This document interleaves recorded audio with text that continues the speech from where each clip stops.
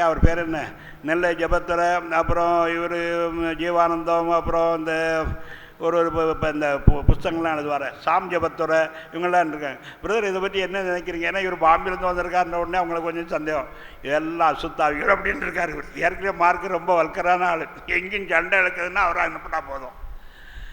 என்ன பிரதர் அப்படி சொல்கிறீங்க? தாவீது ராஜா கூட ஆவில் நிரம்பி ஆடினார், சரி, இது ஆவில் நிரம்பி இப்படி மேடையிலிருந்து பிரசங்கி விழுந்து உருள்றதும் இப்படி கை கால் வெட்டிட்டு நுர தடுறதும் இது அசுத்த ஆவி. இவர் சரியான சண்டை போட்டு அங்கே வந்து சொன்னார், நான் முதல்ல சொன்னேன், நீ எதுக்கு அங்கே தஞ்சாவூருக்கு போனேன் அப்படின்ட்டு. அப்புறம் ஜெபம் பண்ணி அவருக்கு அபிஷேகத்தை நடத்தி விட்டேன். அபிஷேகம் நடத்துறதுக்கெல்லாம் நான் தீவிரிக்கிறது கிடையாது. ஏன்னா இவர்கள் சரியாக பாவரிக்கை செய்யட்டும், அபிஷேகம் நடக்கும். அது வாக்குத்தத்தினால் தேவனை அருளி விட்டார். இவர்கள் விசுவாசத்தினால் பெற்றுக்கொள்ள வேண்டும், தேவனை சோத்தரிக்க வேண்டும், அதுதான் முதல் கடமை. ஆனால் பாவம் இருந்தால் சோத்திரம் வராது. தேவனுடைய பரிசுத்த நாம சோத்திரம். இது நிறைய கதை சொல்லலாம். இதே சாய்பாபா 2ஆம் தடவை பாம்பிக்கு வந்திருக்கான். அவனுக்கு ஒரு ஸ்தானம் ஒன்று தஞ்சாவூரில். இப்படி அவன் வந்திருக்கான உடனே இந்த பாஸ்டர் கோவா பிலிப்பு இவரையும் டேவிட் சபையான் 2 பேரையும் கூப்பிட்டு ஜெபம் பண்ணி நீங்கள் போங்க, அவன் வெளியே வந்த உடனே அவனை சபிங்க என்று சொல்லி அனுப்பினேன். இவங்க போயிருக்கிறாங்க, ஒரே கூட்டம், இவங்களுக்கு வழி இல்லை உள்ள நுழைய, காம்பவுண்டில் ஏறி உட்காந்துக்கிட்டாங்க. அப்புறம் தாமரை பூ போன்ற ஒரு இது, அதில் அவர் முளைச்சி வர்றது மாதிரி அங்கே அவன் வெளியே வந்ததும் இவங்க 2 பேரும் சேர்ந்து ஜபிச்சிருக்கிறாங்க. அவன் வெளியே வந்து நின்று ஓ இது அப்படின்னா துஷ்மன் ஆகியா, துஷ்மன் கூச்சினை ஒத்த துஷ்மன் ஆகியான்ட்டு இறங்கி ஓடி போயிட்டான். பிலிப்பாஸ்டர் அதை சொல்லுங்க, எங்கே இருக்காரு, போயிருந்தீங்களா, என்ன நடந்தது?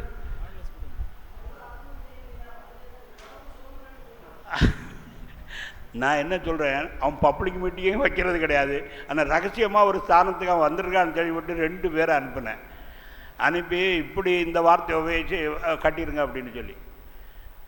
சபைன்னா என்ன நினைக்கிறீங்க? அதாவது சபையில் சுப்ரீம் பவர், இறைவனுடைய தெய்வீக வல்லமை இருந்து கொண்டிருக்கிறது. நாம் எதையும் செய்ய முடியும். எனக்கு போக முடியலன்னா நான் ஆளை அதிகாரப்படுத்தி அதுக்கான வழிமுறைன்னு சொல்லி அனுப்புவேன். தேவனுடைய பரிசு இல்லை போக முடியும் எனக்கு நேரம் கிடைச்சால் போகிறது தான். தேவனுடைய பரிசுத்த நாம ஸ்தோத்திரம் உண்டாவதாக. 5ஆவதாக, ஏன் ஏன் என்று கேட்கக்கூடாது. தேவனுடைய சித்தம், தேவன் எது நடப்பிக்கிறார். ஏன் கருத்தை ஒரு சிலர் ரசிக்கிறார், ஒரு சிலர் ரசிக்கவில்லையே, உலகத்தில் உள்ள மக்கள் இப்படி பாவிகளாக நடத்த போகிறார்களே, இது அப்படி அந்த கேள்வியெல்லாம் நமக்கு நாம் நம்முடைய காரியத்தை பார்ப்போம். மகன் அதாவது எல்லாருமே அழிவிக்கிரமானவர்கள். அதில் ஒரு சிலரையார் தேவன் ரசித்தாரே, அதற்காக தேவனை சோத்தரிப்போமாக. அநேகம் பிள்ளைகளை மகிமையில் கொண்டு வந்து சேர்க்க முடியாக அவருடைய ரட்சிப்பின் அதிபதியை உபத்திரத்தினால் பூர்ணப்படுத்துகிறது பிதாவுக்கு ஏற்றதாக இருந்தது. சங்கீதம் 135:5-6.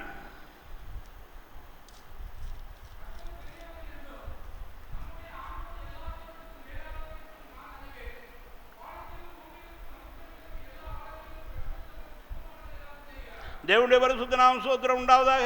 கர்த்தர் தமக்கு சித்தமானதை எல்லாம் செய்கிறார். யோபு சொன்னது போல யோபின் புத்தகம் 42ஆம் அதிகாரம் 1.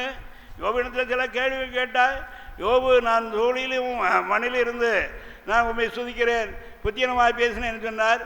அதோடு கூட இப்படி சொன்னார், தேவரீர் கர்த்தர், தேவர் செய்ய நினைத்து தடைபடாது என்றார். யோபின் புத்தகம் 42ஆம் அதிகாரம் வசனம் 1.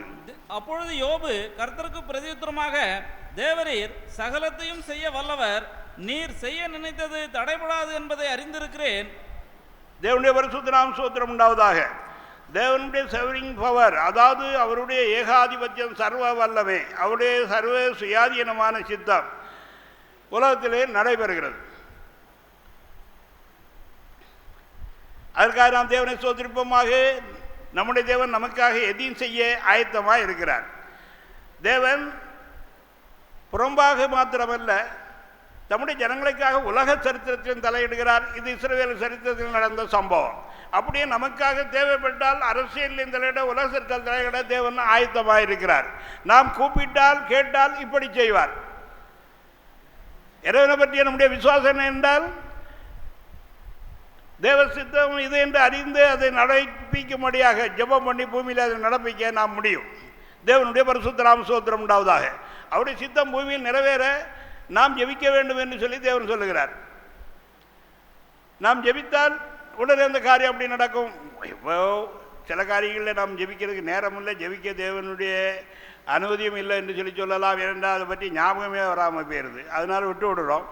அதனால் ஒரு தீமை மேற்கொள்றதாக இருக்கும்.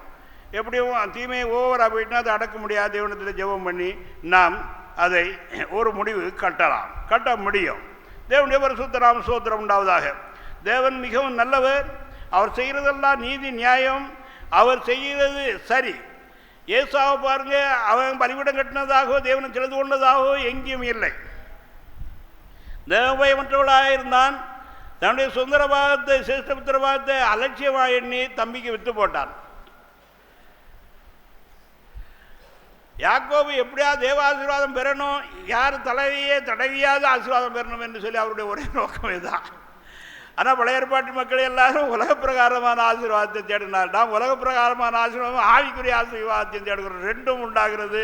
இது கலாத்தியர் 3ஆம் அதிகாரம் வசனம் 14 13 14 சேர்த்து வாசி. மரத்திலே தூக்கப்பட்ட எவனும் சபிக்கப்பட்டவன் என்று எழுதியிருக்கிறபடி கிறிஸ்து நமக்காக சாபமாகி நியாயப்பிரமாணத்தின் சாபத்திற்கு நம்மை நீங்களாக்கி மீட்டுக் கொண்டார். ஆபிரகாமுக்கு உண்டான ஆசீர்வாதம் கிறிஸ்து இயேசுவினால் புறஜாதிகளுக்கு வரும்படியாகவும். போதும். ஆபிரகாமுக்கு உண்டான ஆசீர்வாதம் என்ன? உலக பிராமியின் எஜமானே தேவன் ஆசீர்வதித்திருக்கிறார், ஒரு செல்வ சீமானா இருக்கிறார் என்று அந்த வேலைக்காரர் சொன்னார். தேவனுடைய பரிசுத்த நாம ஸ்தோத்திரம். வேலைக்காரர் யார் என்கிறதை குறித்து சரியாக சொல்ல முடியாது. எலியேசர் வேலைக்காரராக இருந்தார். ஆனால் இப்பொழுது வேலைக்காரர் என்று எழுதியிருக்கிறது பரிசுத்த ஆவியானவர் தான். அதாவது பிதாவுடைய குமாரனுக்கு இப்பொழுது மணப்பெண்களை ஆயத்தப்படுத்துகிறார். அவர் தான் ஆயத்தப்படுத்தி கூட்டிகிட்டு போக வேண்டும் என்று அங்கே பேர் எழுதப்படவில்லை. திரும்ப அந்த வேலைக்காரரை பற்றிய செய்தியும் இல்லை. தேவனுடைய பரிசுத்தராக ஏன்னா 24ஆம் அதிகாரத்துக்கு பிறகு அந்த வேலைக்காரரை பற்றி நீங்கள் பார்க்க முடியாது. வேலைக்காரருடைய பேரும் அதில் எழுத. சிலர் பிரசங்கிக்கும் பொழுது அது எலியேசர்னு சொன்னாங்க. எலியேசர் அல்ல. அதுக்கு சில ஆதாரங்கள் இருக்கிறது. அது தேவைப்படும் பொழுது நான் சொல்கிறேன். தேவனுடைய பரிசுத்த நாம ஸ்தோத்திரம் உண்டாவதாக. ஆனால் அப்படினால் தேவனுடைய ஜனமாகிய நாம் ஜெபிக்க முடியாத தேவனை எதிர்பார்க்கிறார். தேவனுடைய சித்தம் அல்லது ஆண்டவரே இது நல்லது இப்படி செய்யும் என்று சொல்லி நாம் ஜெபித்தால் தேவன் உலக சரித்திரத்தில் தலையிடுவார். நாம் ஜெபிக்கவில்லை என்றால், அதாவது ராமனாண்டான் ராவணாண்டான் இல்லை, அவசியப்பட்டு அரசாட்சியை நாம் மாற்ற வேண்டும். அவசியப்பட்டால் மாற்ற வேண்டும், மாற்றலாம். தேவனுடைய பரிசுத்த நாம ஸ்தோத்திரம் உண்டா. கிறிஸ்துவத்துக்கு விரோதமாக எழும்பாத வரைக்கும், கிறிஸ்தவர்களுக்கு எதிரியாக செயல்படாதபடி, மதமாற்ற தடைச்சட்டம் கொண்டு வராதபடி அங்காங்கே இருக்க ஸ்டேட்டில் இருக்க கிறிஸ்தவர்கள் ஜெபித்தால் கண்டிப்பாக அது தடை செய்யப்படும். இங்கே ஜெபித்தோம், அப்பொழுது அந்த அரசாட்சியை தேவன் தள்ளிப்பட்டார். இன்னும் பார்ப்போம். தேவனுடைய பரிசுத்த நாமம், அதாவது தேவன் சர்வ உலகத்தையும் ஆளுகிறார். விசேஷமாக தம்முடைய ஜனங்களுக்காக உலக சரித்திரத்தில் தலையிடுகிறார். அதை மாற்றி அமைக்கிறார். தேவனுடைய பரிசுத்த நாம ஸ்தோத்திரம் உண்டாவதாக. இதை நாம் எஸ்தர் புத்தகத்தில் பார்க்கிறோம், இஸ்ரவேலுடைய சரித்திரத்தில் பார்க்கிறோம்.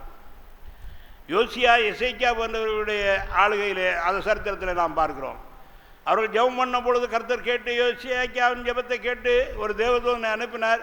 சனகரிப்பினுடைய வீரர்களில் 1,80,000 பேரை ஒரே நாள் இரவில் ஒரு தேவதூதனை வெட்டி போட்டு விட்டார்.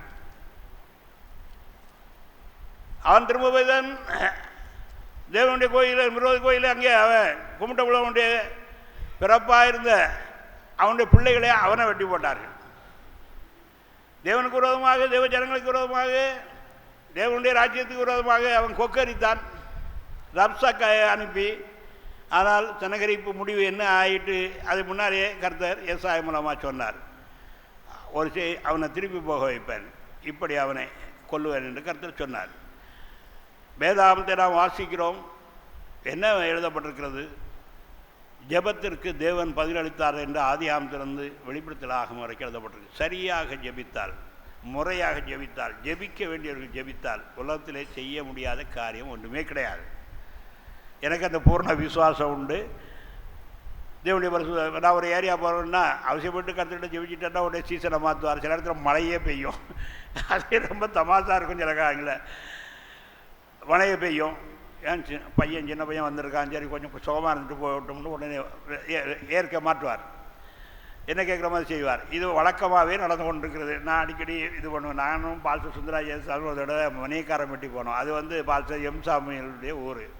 அவங்க அப்பாவெல்லாம் இருந்தாங்க. அங்கே போனோம். அது சுட்டுக்கட்டு வீடு உள்ள போய் உட்காந்தோம். ஒரு வெக்க அவங்க இந்த பனை ஓலையில் செய்த விசிறியை கொண்டு வந்தாங்க. விசிறிட்டு மழை பெய்தா தேவையா அப்படின்னு சொல்லி அது முத்தத்துக்கு மேலே பார்த்தேன். அங்கே உளுந்தோ என்னவோ காய போட்டுருந்தாங்க. மொத்தத்தில் திடீர்னு மேகம் கருத்தது, மழை பொழிய ஆரம்பிச்சு, எல்லாம் அள்ளிக்கிட்டு ஓட்டம், சரியான மழை.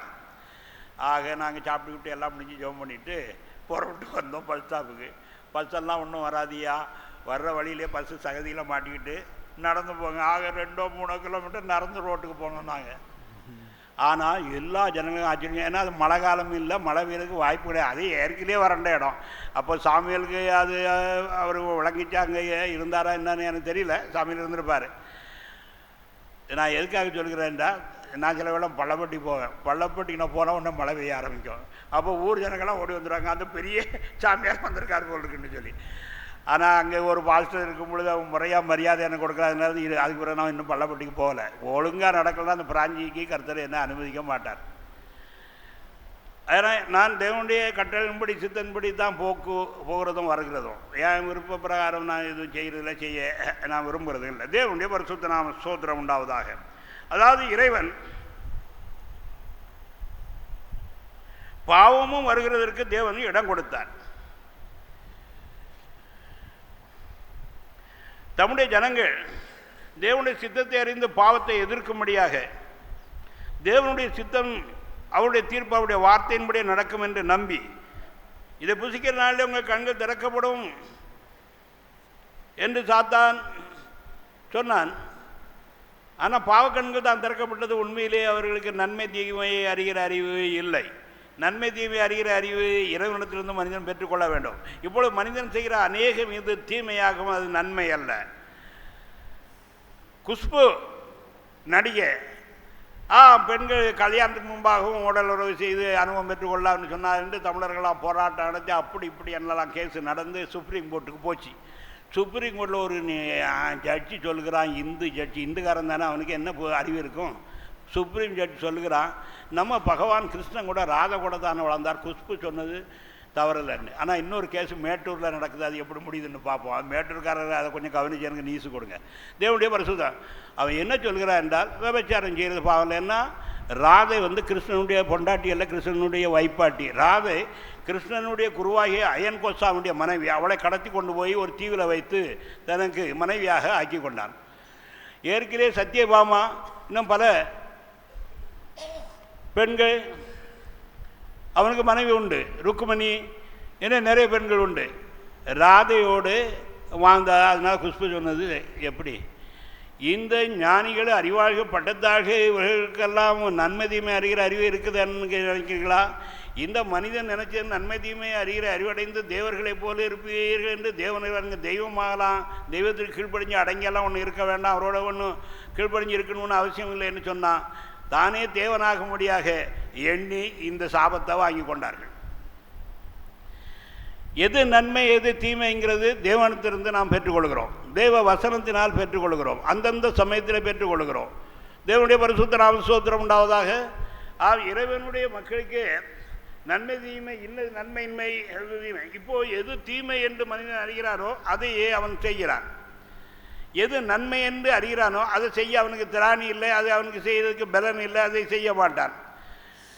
அப்போஸ்தலனாகிய பவுல் புலம்புறதை பாருங்கள். ரோமர் 7:15 முதல் நான் செய்ய வேண்டும் எனக்கு நன்மை செய்ய விரும்பாத தீமையை செய்கிறேன் அப்படின்னா நானெல்லாம் எனக்கு கூட பாவமே அப்படி செய்கிறது. நியாயப்பிரமாணம் நல்லது, அது பரிசுத்தமானது என்று சொல்லி நான் ஒப்புக்கொள்கிறேன். ஆனால் அதை செய்யறதுக்கான இதோ என்னிடத்தில் இல்லை. ஆனால் வெற்றி முழக்கம் விடுகிறார்.